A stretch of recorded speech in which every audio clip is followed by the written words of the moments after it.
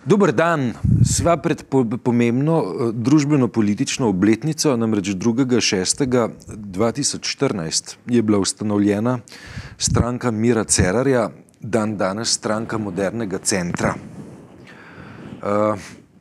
Ta organizacija, ki danes še ni stara niti leto dni, je že nekaj časa na oblasti, ne? In je smiselno pogledati pravzaprav, kaj se je v letu dni od ustanovitve SMC-ja zgodilo in kakšne spremembe je prinesla ta organizacija v slovenski javno-politični prostor. Se ti zdi, da so pustili globoke sledi? Ja, to je pravzaprav ali težje vprašanje, kot se zdi na prvi pogled, a ne? Zato sem tukaj, da ti zastavljam težje vprašanja. Ja, dobro. Prvo, kar se mi zdi pomembno povedati, bi bilo treba oceniti slog vladanja. In v slogu vladanja gre pripomniti pač to, ne, da so se zadeve politično in medijsko na nek način umirile v enem letu. To, če začnemo od zadaj, štejem za zelo pomembno. Drugo, kar je, se mi zdi, da vlada ni izkazala neke zelo, zelo aktivne politike ali pa neke inovacije, po kateri bi državo potegnila iz recesije ali pa kakorkoli prispevala k temu, da bi bila država na novo zagnana, prepoznavna v svetu, se dala v nek nov razvojen ciklus ali karkoli že po pobudi te vlade. Je pa dala zadost miru, tako oddaleč gledano, da se je gospodarstvo pobralo samo od sebe. Po spletu okoliščin. Splet okoliščin oziroma najpomembnejša nit tega spleta okoliščin je vsem konc,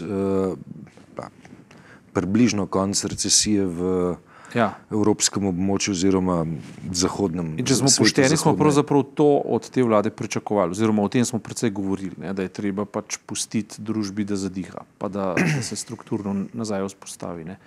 Tretja stvar, ki bi jo, se mi zdi, bilo pomembno izgovoriti, je pa to, ne, da vlada daje vtis, da se ves čas sprehaja po skrajni meji nesporazuma. Nesporazuma na ta način. Znotraj samega sebe ali ne znotraj same sebe, niti ne toliko, ker te koalicije so itak vedno naporne, to je default, to je samo po sebi.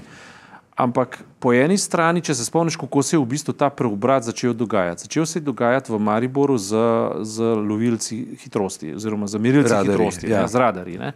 Potem je to preraslo v gibanje Vstaja, če poenostavimo. Slovenska vstaja, če poenostavimo, ne. Potem na nek način kalciniralo v Alenki Bratušek, ki je seveda potem dobila cel kup idej, kako bi ona vladala in kako bi ona postala subjekt te vladavine.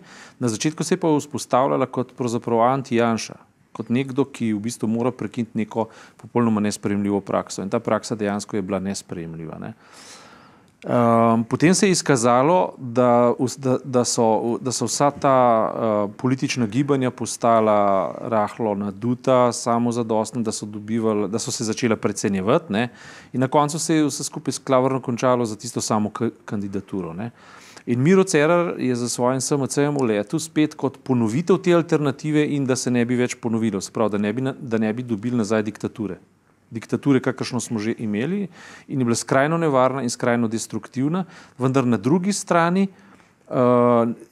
je bilo pa ves čas čutiti umanjkanje nekega res pozitivnega programa, ki bi rekel, to in to stranko volimo zato, ker ima to in ta pozitivni program. Bila je voljena bolj zaradi tega, ker je obljubljala politično kulturo, ker je obljubljala etične standarde, ker je obljubljala, po domače rečeno, dober okvir. Ne pa vsebine, ne.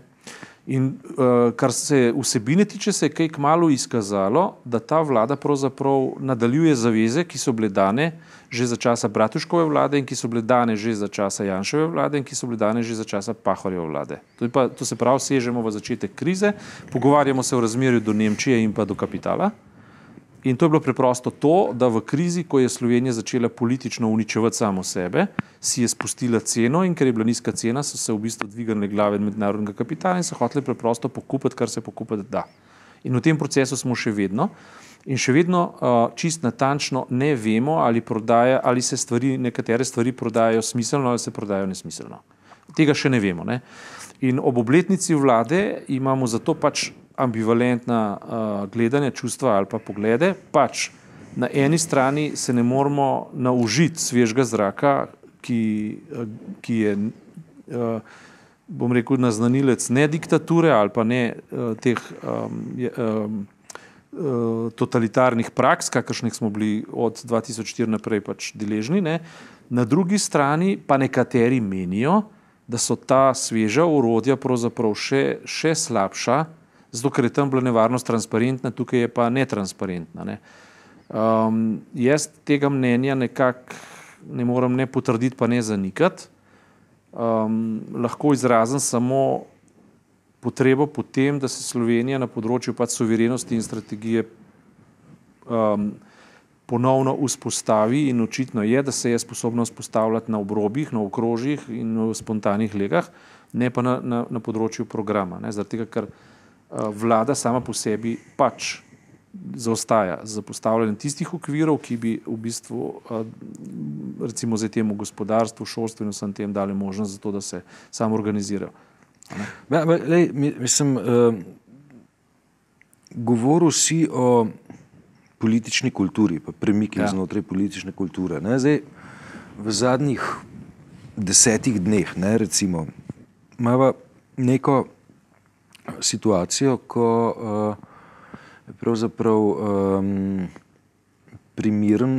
primiren povod, da skušamo zmeriti, ne, kaj se dogaja s politično kulturo oziroma se spreminja ali ne. Ne?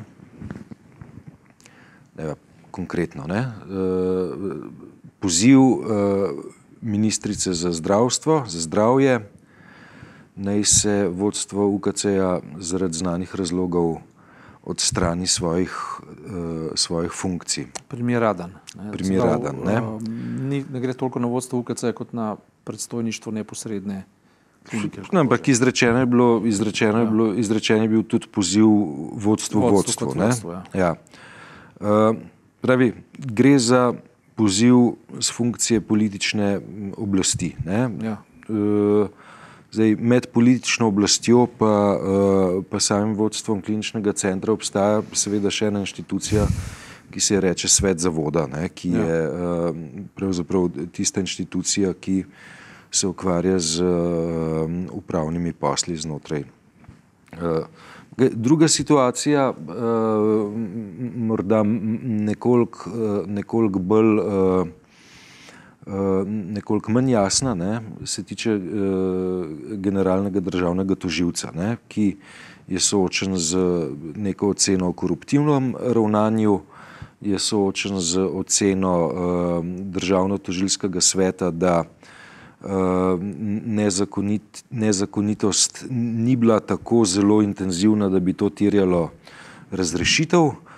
Dobro, potem imamo še tretjo raven pozivov k odstopom, k zapustitvi funkcije, ki se tiče predsednika Vrhovnega sodišča zaradi ustavne odločbe v zadevi Patria. Ne? Pravi, imamo tri kadrovske točke na mizi, pri katerih se je o eni vlada oziroma predstojnica ministrstva opredelila.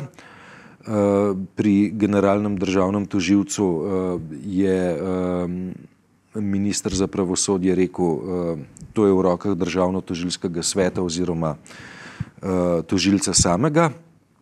In tri, pri predsedniku Vrhovnega sodišča vlada oziroma vladajoča koalicija ni rekla nič, ne? Kar je po mojem primerno. Ne? Ampak kaj pa poziv ministrice, naj se vodstvo kliničnega centra odstrani? Ja, to je odprl si res pomembno vprašanje, ki je težje, kot nam prvič čas dovoljuje, drugič pa podatki, ki jih imamo, ampak vendarle.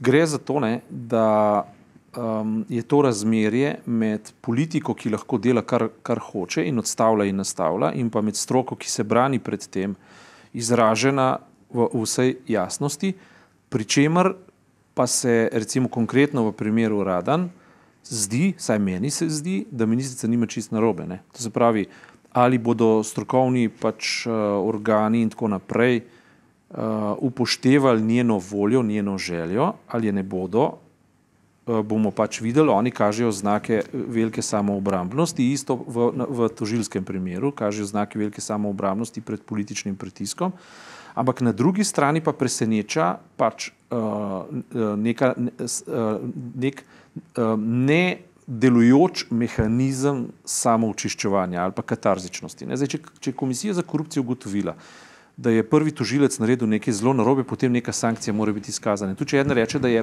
recimo predlog po odstopu prekomeren, bi morali predlagati pa primerno sankcijo. Ne? Se pravi, pripoznati bi morali napako kot tako. Plus tega pa gre v primeru funkcije pa za funkcijo, ne za delovno mesto, ki ti pripada. Ne? Se je verjetno, tisti, ki je funkcionar, ima verjetno rezervni scenarij. Ne? Ko ni več funkcionar, gre se verjetno vrne na prejšnjo delovno mesto. Ne? Ja, mislim, predvsem je tako, no, da veš, funkcija je privilegij, ne? Funkcija ni pravica, ne? Ampak je privilegij. In zato, da ti imaš ta privilegij, ne, je stopnja higienskega minimuma predstavljena precej drugače kot pri točkah, ki so reč pravica. Ne? Biti generalni državni tožilec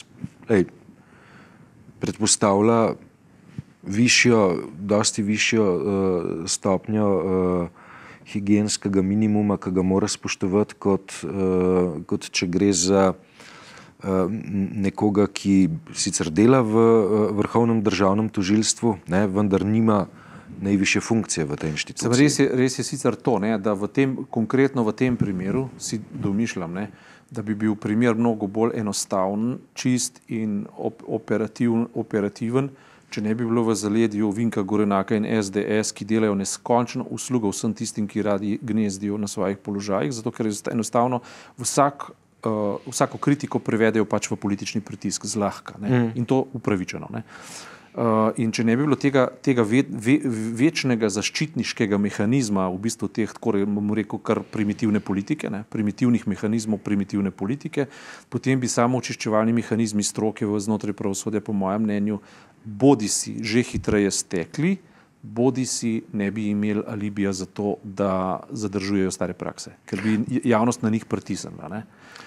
V primeru Radan, ne, se mi pa zdi stvar toliko kompleksnejša, ker cilja v staro rano, ne, korupcije v zdravstvu, ki je latentna, ne, vsi jo imamo za latentno, potem cilja v to, ne, da v preprosti ljudski rek, da vrana vrani oči ne izkljuje, ne, in enormno na eni strani se zdravniki zavzemajo za ureditev svojega položaja in statusa, čez da so podplačani, pri čemer seveda dosti egoistično izvzemajo medicinske sestre in ostalo osebje. Ne. Na drugi strani pa vemo, da se v zdravstvu kida denar z gnojnimi vilami in se dejansko. Ne.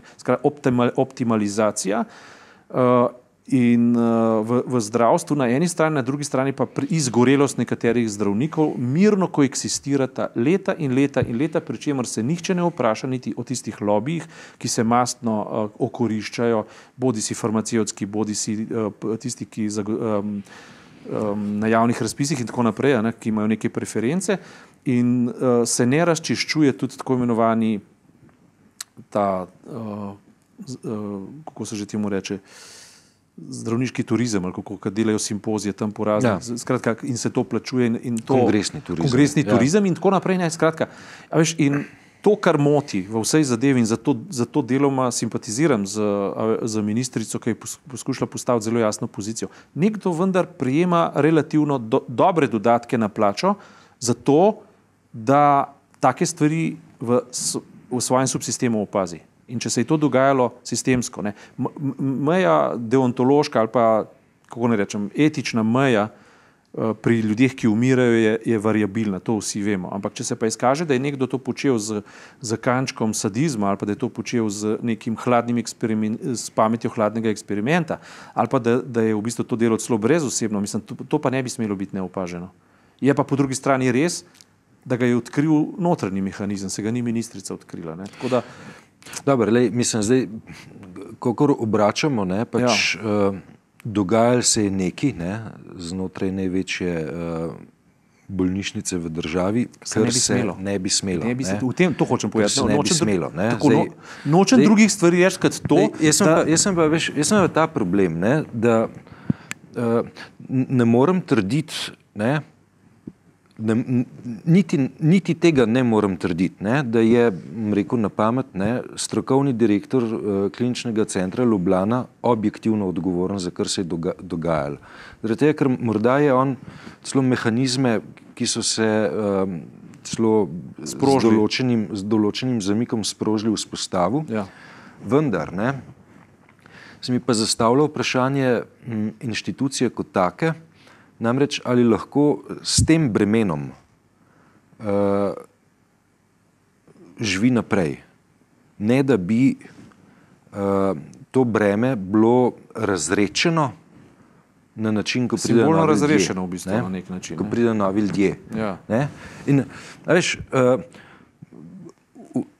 včasih so situacije, ne, ko človek mora iti, pa če tudi niti objektivno ni odgovoren. Zaradi tega, da olajša poslovanje inštitucije v prihodnosti. Ne? Mal sem na meji tega, ne, da bi se strinjal z logiko grešnega kozla. Ne? Se tega zavedam. Ne? Ja, no sej. Je pa situacija vendarle taka, ne, da če držijo ugotovitve kriminalistične službe, ne, kriminalistične policije, ne, zgodil se je nekaj, kar se ne bi smel zgoditi in kar je onkraj tega, kar je dopustno, oziroma kar je možno misliti, ne, kar je možno misliti. Ja, se to, ne, recimo, če imamo na en stran izredno, kar tako, zdravniška populacija je izredno, to je elitna populacija, zaradi tega, ker je pač tudi trening, ki ga imajo skozi šolski proces, jih usposobi za eksaktno razmišljanje, za memoriranje, skratka za stvari, ki jih dejansko uvrščajo v intelektualni vrh. Ne? In zato so tudi usposobljeni na eni strani zelo precizno zahtevati svoje pravice. Ne? In zdaj, če se na eni strani tako jasno izkaže kot družbeni problem, mogoče celo v napačnem trenutku, ne? Zato ker pač lahko, zato ker je pač trenutek, da lahko, ne? In se Fides v bistvu postavi na zadnje noge in začenja iskati pravice. In enkrat smo se že strinjali, če se spomnim za časa Božidarja Volča, so drastično poskočili v svojih pravicah, prav zaradi tega in so imeli tudi podporo ljudi. Ljudje so jim zaupali. Ne? Zaupanje je bilo pa bazirano, je bilo pa osnovano v dejstvu, da jih ljudje prepoznavajo kot dobrodelnike, kot ljudi, ki ljudem hočejo dobro in tudi delajo dobro. Ne? Se pravi, če na eni strani imamo to eksaktnost, potem je treba tudi na drugi strani pokazati eksaktnost v mehanizmih, ki ščitijo človekovo življenje. Se tle gre v bistvu tudi za simbolični na en stran, pa pri ljudeh tudi za čustveni, da ne rečem na koncu, iracionalni moment. Ne? Tako da se v bistvu postavijo proti dosti jasni in tudi logični zahtevi ministrice, ki zahteva objektivno odgovornost, je dosti tvegano dejanje. Ne? Pričemer je pa v ozadju tega to, kar so se na začetku pogovarjala, da se v bistvu stroke vseh pokolenj in vseh profilov poskušajo zoperstavljati dominaciji politike nad njimi. To je sicer pravilen nagib, ne? Ampak bi moral biti samo očiščevalen mehanizem potem izkazan, udejanjen in biti prepričljiv pred ljudmi, ne? In seveda tudi pred samim sabo, pred stroko. Pri zdravnikih je treba zelo jasno povedati, da ta mehanizem je viden, ampak ni prepričljiv. Saj jaz ga ne vidim kot prepričljivega. Jaz še zmeraj vtis, da so altruistični garači, ki nastradajo in so ljudje, ki se znajo zelo posmetani dobro. Zdaj govoriš o zdravstvenem sistemu. O zdravstvenem sistemu. Jaz mislim, da nekateri v tem sistemu zelo dobro preživijo, pa ne samo preživijo, se tudi zelo dobro namažejo in potem se na drugi strani izpostavlja primere, ker ljudje dejansko, zdravniki nekateri dejansko so na tem, da izgorijo. Ne. Dejansko so na tem, da izgorijo. Ne. Mislim, statistični podatki kažejo, ne, da zdravnice umirajo mnogo mlajše kot ženske sicer v slovenski populaciji. Ne. K temu spet sledi vprašanje, zakaj se ne uredi sistem dežurstev na ta način, da ne bodo zdravniki imeli interesa dežurati, ker so zelo, zelo, zelo, zelo dobro plačani takrat. Ne. Če bi pa to bilo v okviru redne dejavnosti, pa verjetno ne bi imeli tega interesa, bi moral pa sistem bolje funkcionirati. Medtem ko pa sestre, pa to besedno izkoriščajo in to na najbolj primitiven način in zdravniki ne rečejo nič. To pa ni v redu, ne? Dober. Politična kultura, ne? Tle nekje sva začela, tle morava nekje zgodbo končati tudi. Mava dilemo, a veš, a je SMC v tej zgodbi, zgodbi politične kulture, slabo leto dni potem, ko je bila ustanovljena, vendarle dosegla določene zasuke, premike, spremembo smeri plovbe. Ok, a sva midva sposobna pred javnosti narediti eno oceno, tako da se izpostavlja tako, kot je treba. Midva lahko rečeva, da sva bila na začetku in skozi celotno leto v svojih ocenah zelo korektna in korektno zadržana. A to drži? Recimo, da sva se korektno obnašala. Ja. Še posebej zaradi tega, ker nama je ugajalo dejstvo, da se politično-družbena slika umirja, da imamo premierja, ki je dejansko kulturen, ki je dejansko umikan in ki deluje na nek način tako, da se ljudje ne rabijo bati za tako kot je bilo v primeru Janše, ko so se ljudje dobesedno začeli bati živeti. Po enem letu so dolžna oceno. Ok, bom jaz prvi dal. Ne? Z vsem spoštovanjem jaz sem razočaran. Razočaran. Ja. In to veš zakaj? Bom jaz povedal, kaj je pa pri meni, veš, forca, energija, ki mi pove, kam gremo, zakaj gremo tja, kaj hočemo. Ena energija, energičnost, ki bi, ne vem, neko klimo, ki je trnajoča, začela malo spreminjati tudi.